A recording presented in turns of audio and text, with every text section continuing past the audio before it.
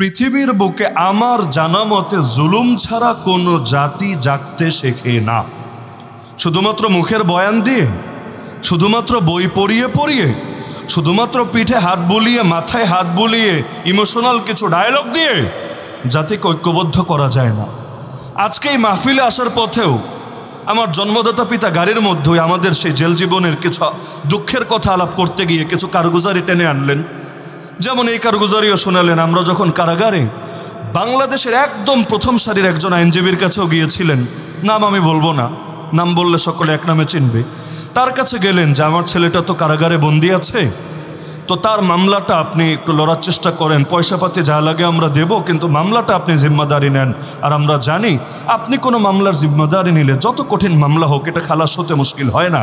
এক বাক্যে জবাব দিল, আমরা কোনো হুজুরের মামলা, এই টাইপের সন্ত্রাস বিরোধী আইনের মামলা নেই না।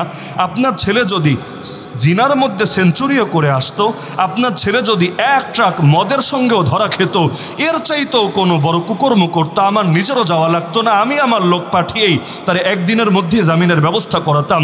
কিন্তু যেই অপরাধে সে গ্রেফতার হয়েছে এর জন্য আমার কিছুই করার নাই। তখন উত্তেজিত হয়ে তাকেও বলে এসেছিলেন যে আল্লাহর গজব পড়বে আপনাদের উপর। একজন আলেমের সামনে কিভাবে কথা বলতে হয় এটাই তো আপনি শিখতে পারেন নাই। তো যেই প্রসঙ্গে কথাটা টানলাম যে এখন যেই জাতির উপর জুলুম হয় সেই জাতি জাগতে শেখে। জুলুম ছাড়া কোনো জাতি পৃথিবীর বুকে জেগেছে এমন কোনো ইতিহাস নাই। জুলুমগুলো এসে আমাদেরকে ঐক্যবদ্ধ করে দেয়। যেমন ফিলিস্তিনের মুসলমানদের যদি দেখেন, তারাদের সবাই এক দলের এক মতের, বিষয়টা কিন্তু এমন না। তাদের মধ্যেও বহু দল ছিল, আছে, বহু মত ছিল, আছে, কিন্তু নিজেদের অস্তিত্ব রক্ষার স্বার্থই তাদেরকে ঐক্যবদ্ধ করতে সক্ষম হয়েছে। তো আমাদের মধ্যেও বহু দল, বহু ভাগ, বহুমত ছিল, আছে, আগামীতেও থাকবে। ইলমি ইখতিলাফ ছিল, আছে, চলতেই থাকবে। কিন্তু মৌলিক কিছু বিষয়ে আমরা যে একমত হব কিভাবে, ওই পথটাই সুগম করে দিচ্ছে জুলুমগুলো এসে। বাংলার মানুষকে জাগতে শুরু করছে না। আরে 1000 বয়ানে যেই কাজ হতো না, একজন শহীদ যখন নিজের রক্ত ঝরাচ্ছে, শহীদের শাহাদাতের সেই খুনি এই কোটি কোটি মানুষকে তার চাইতে বেশি জাগরণে উজ্জীবিত করে দিচ্ছে। যে প্রসঙ্গে বলছিলাম যে আমরা যখন কারাগারে ছিলাম কত মানুষ কতভাবে টিটকারি মেরেছে। তো আমার বাবা আজকে আসার সময় বলছিল যে বাংলাদেশের আলেমরা যেই পরিমাণ মেহনত করে এই জাতিকে জাগানোর জন্য, আর এর অর্ধেক মেহনত যদি কাফের দেশেও করত, ওই দেশের অধিকাংশ মানুষও হয়তো কালেমা পড়ে মুসলমান হয়ে যেত। কারণ আপনার ইউরোপ আমেরিকার চিত্র দেখেন, প্রতিদিন এমন কোনো দিন বাদ নাই যেদিন কয়েক ডজন মানুষ কালেমা পড়ে ইসলাম কবুল করছে না, মুসলমান হচ্ছে না। অথচ বাংলাদেশে যেই পরিমাণ ওয়াজ মাহফিল হয়, যেই পরিমাণ দাওয়াত হয়, আলেম ওলামা ফিল্ডে যেই পরিমাণ মেহনত করে, এই পরিমাণ মেহনত পৃথিবীর দ্বিতীয় কোনো দেশে করে বলে আমাদের জানা নাই। এত মেহনত হয় এখানে, ফলাফল কি জানেন? ফলাফল হলো বাংলার বুকে এমন একটা আলেম আমাকে দেখাতে পারবেন না যিনি নিয়মিত বা আরও স্পেসিফিকভাবে বলে ডেইলি জাতির পক্ষ থেকে গালি খান না। আলেমদের দুশমন এখন কারা? মুসলমানরাই গালি দেয় আলেমদেরকে, মুসলমানরাই হাত করা পরে আলেমদের হাতে, মুসলমানরাই ষড়যন্ত্র করে আলেমদের বিপক্ষে। এমন এক জামানা চলে এসেছে বেয়াদবি করতেও বুকে বাঁধে না। এমনকি বেয়াদবি যদি করে আর এর প্রেক্ষিতে বদদোয়া দেয়, সে বদদোয়া বুকটা কাঁপে না। আমাদের তো চোখে দেখে এগুলো, এমনকি সরাসরি নিজেরাই প্রত্যক্ষদর্শী। আমরা এক মুরব্বী আলেম জুলুম সইতে না পেরে, খারাপ ব্যবহার সইতে না পেরে এটা বললেন, আরে এত কষ্ট দিস না আমাদের, মুখ এত খারাপ করিস না, আল্লাহ সইবে না, আল্লাহর গজব পড়বে। ডাইরেক্ট বলছে, হুজুর এ সমস্ত বদদোয়ার ভয় দেখিয়ে লাভ নাই। যদি আপনাদের বদদোয়ায় কাজ হতো বহু আগেই আমরা ধ্বংস হয়ে যেতাম। যেহেতু ধ্বংস হয় নাই, তার মানে আপনাদের বদদোয়া আমাদের কোনো ক্ষতি করবে না। আমার কাছে মনে হয় যে এদের অধিকাংশ এখন এই চেতনার অধিকারী হয়ে গিয়েছে। না হলে দেখেন না, স্টেজে উঠে প্রকাশ্যে আলেমদের সাথে কিভাবে বেয়াদবি করে হাজার হাজার জনতার সামনে, আবার বেয়াদবি করে জিন্দা ফিরে যায় কিভাবে। হাজার হাজার মানুষ বসে বসে কি ললিপপ চষতে থাকে নাকি? আরে আলেমের ইজ্জতে যেই জাতি হেফাজত করতে পারে না, সেই জাতি কাফের মুশরিকদের বিরুদ্ধে লড়াই করবে কিভাবে?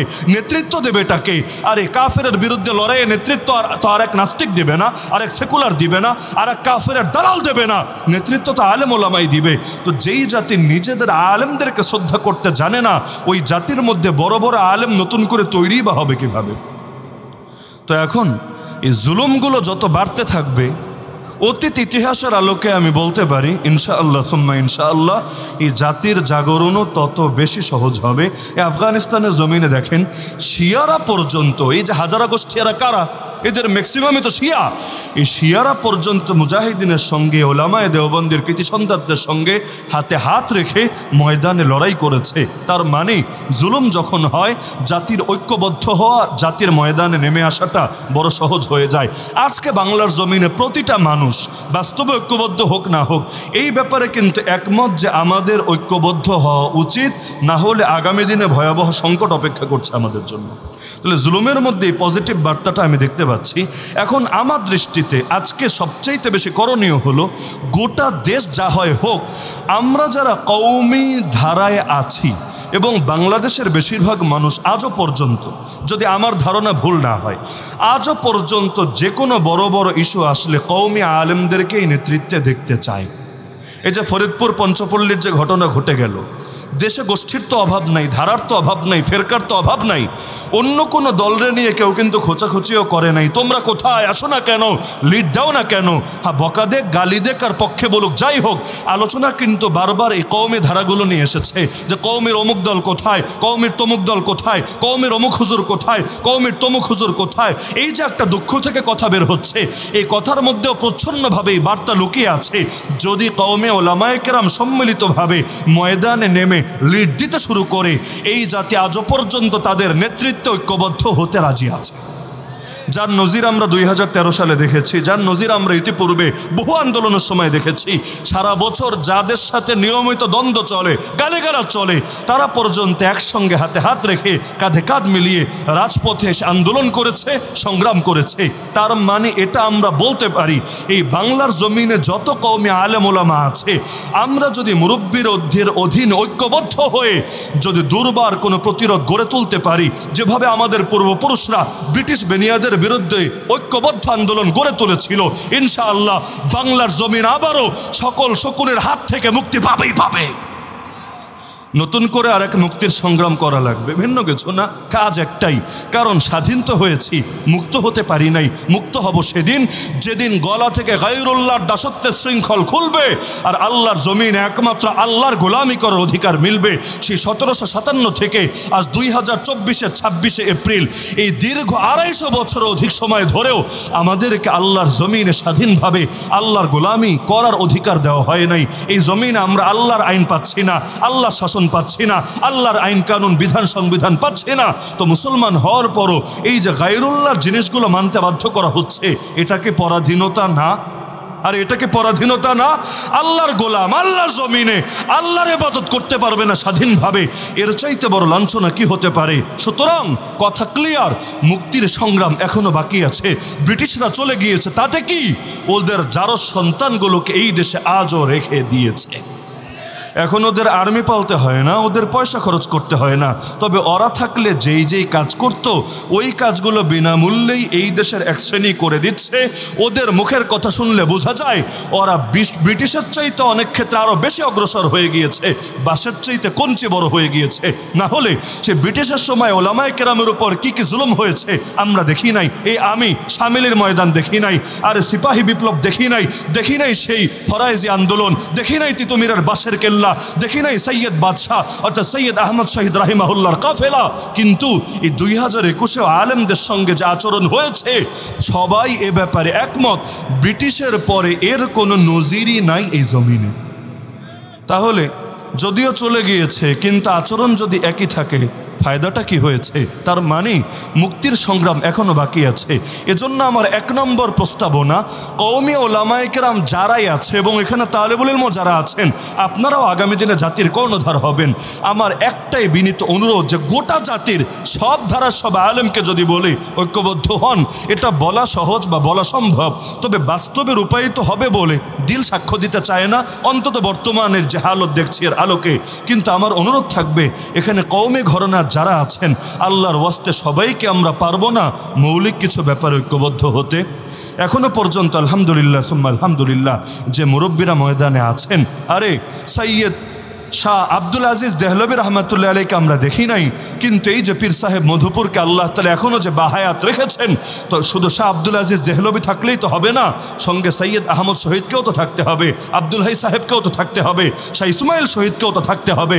তো নওজোয়ানরা যদি মুরব্বীদের অধীনে জামানার সৈয়দ আহমদ, জামানার শাহ ইসমাইল, জামানার মুফতি আব্দুল হাই হয়ে ময়দানে নামতে পারে, ইনশাআল্লাহ আজকের জামানায়ও বাতিল পরাজিত হতে বাধ্য হবেই হবে। তবে আমার ব্যক্তিগত একটা দুঃখ আছে। দুঃখ হলো, দুঃখটা হয়তো বললে আপনাদের কারো কারো মনেও কষ্ট আসতে পারে, আলেমরা যতদিন আমাদের সামনে থাকে তাদের প্রতি যে ভক্তি, মহাব্বত, শ্রদ্ধা আমাদের ভেতরে জাগ্রত থাকে, যখন তারা দৃষ্টির আড়ালে চলে যান সেই মহাব্বতটা কেন যেন ওই রকম থাকে না। দৃষ্টির আড়ালে মানি এই যে 1300 জন আলেম ওলামা বন্দী হলো 2013 সালে, এখানে যে হাজার হাজার জনতা আছেন আমার সামনে, বলেন তো আপনারা আসলে কে কি করেছেন, কার জন্য কতটুকু করেছেন? যেই পরিমাণ করা দিয়ে আল্লাহর সামনে দাঁড়িয়ে বলতে পারবেন, আল্লাহ তোমার নবীকে তো পাই নাই, নবীর ওয়ারিসকে তো পেয়েছি, তো যেই হক আমার কাছে অর্পিত ছিল তোমার পক্ষ থেকে, এই হক পুরোটা না পারলেও অন্তত 80 ভাগ, 70 ভাগ, 60 ভাগ, 50 ভাগ আদায় করেছি। কয়জন বলতে পারবেন? অধিকাংশ আলেম তো এমন ছিল, আরে পাবলিক তার কোনো খোঁজখবর নেওয়ারও কোনো প্রয়োজন অনুভব করে নাই। আমার বড় দুঃখ লাগে, মনে করেন সেলিব্রিটি যারা, পাবলিক ফিগার যারা, মানে যেই হুজুরদেরকে সবাই চেনে, তাদের নিয়ে হয়তো মাঝে মধ্যে টুকটাক আলাপ হয়, আলোচনা হয়, পাবলিক আর কিছু করুক না করুক ফেসবুকে 2-4টা পোস্ট অন্তত দেয়, কিন্তু সবাই তো ভাই সেলিব্রিটি না। এই যে 1300 জন আলেম কারাগারে ঢুকলো, কয়জন সেলিব্রিটি, কয়জন পাবলিক ফিগার? এখনও যে অনেকে পড়ে আছে, তার খোঁজ নেওয়া কি আপনার দায়িত্ব না? এই মানুষগুলোর জন্য কাজ করা কি আপনার দায়িত্ব না? হ্যাঁ, ব্যক্তিগতভাবে অনেকে করেছে, আমি অস্বীকার করছি না। যেমন একটু পরে যিনি বয়ানে উঠবেন, মুফতি হারুন ইজহার হাফিজাহুল্লাহ, ব্যক্তিগতভাবে নিজেও কারাবন্দী হওয়ার পরও অনেকের জন্য কাজ করেছেন, এখনও করে যাচ্ছেন। কিন্তু আমাকে বলেন, শরীয়তকে এই দায়িত্ব এক হারুন ইজহারকে শুধু দিয়েছে? আমার দায়িত্ব নাই, আপনার দায়িত্ব নাই, সকলের দায়িত্ব নাই? দরকার ছিল না আমাদের যে সম্মিলিত প্ল্যাটফর্মগুলো আছে, এখান থেকে জাতীয়ভাবে এগুলোর জন্য কোনো অবদান গ্রহণ করা হবে? এই খাতমে নবুয়তের প্রতিটা আন্দোলনে হাজার হাজার মানুষ মামলা খাচ্ছে। আরে আন্দোলন নয় তো, আমরা ডাক দিলে আপনারা নেমে আসছেন, 1 দিন 2 দিন 3 দিন 7 দিন আন্দোলন করছেন, কিন্তু স্থানীয় মানুষদেরকে কখনো 1 বছর 2 বছর 5 বছর পর্যন্ত মামলার ভোগান্তি পোহাতে হচ্ছে, বাড়িতে থাকতে পারছে না, তাকে অন্য এলাকায় পড়ে থাকতে হচ্ছে। আপনাদের মধুপুরেও তেমন ছেলে পেলে আছে যাদের বাড়ি হয়তো বাংলাদেশের আরেক প্রান্তে, এলাকার নাম নাই বলি, কিন্তু মামলার ভোগান্তির কারণে তাকে এসে এখন যান হাতে নিয়ে পেরেশানির সাথে ঘুরতে হচ্ছে। তা আমাদের কি দরকার ছিল না জাতীয় যত সংগঠন আছে এর মধ্যে আলাদা একটা সেকশনই থাকবে এটার জন্য, যে কোনো তাওহীদি জনতা, আলেম ওলামা, তালেবুল ইলম যখনই বন্দী হবে আমরা তাদের পাশে দাঁড়াবো। কিভাবে? শুধু মামলা লড়াই করেই না, জেলে যারা থাকে তাদেরও কিছু টাকা পয়সা লাগে, জেলে খাবার দাবারের জন্য, ব্যক্তিগত জরুরতের জন্য, তেল সাবানের জন্য। নিয়মিত প্রতিটা সাথীর খোঁজ খবর নেব, প্রতিটা সাথীকে যতটুকু পারি 2000, 3000, 5000 টাকা মাসে তার অ্যাকাউন্টে, মানে জেলের যে অ্যাকাউন্ট আর কি, পিসি কার্ড বলে, পিসি কার্ডে আমরা জমা করে দেব। তার পরিবার যদি স্বাবলম্বী হয় আলহামদুলিল্লাহ, স্বাবলম্বী যদি না হয় আমরা এই পরিবারের জন্য কিছু করার চেষ্টা করব, যাতে করে তার মা, তার বাবা, তার আত্মীয় স্বজন এটা না বলে হায় আজ রাসূল নাই তাই আমাদের খোঁজ নেওয়ার কেউ নাই। হায় আজ যদি রাসূল থাকতো, যেমনিভাবে রাসূল এক ওসমানের রক্তের বদলা নেওয়ার জন্য সাহাবীদের থেকে জিহাদ আর শাহাদাতের বায়াত নিয়েছিল, আমার পুত্রটার জন্য এই জামানার রাসূলের ওয়ারিসরা কিছু না কিছু করতো। দরকার না এগুলো? আমি আগেই বলেছি, কথাগুলো প্রস্তাবনা হয়তো সবার ভালো লাগবে না, কিন্তু আজকে পুরো বয়ানে আমি কয়েকটা শুধু প্রস্তাবই দিয়ে যাব, কিছু কাজের কথাই বলে যাব।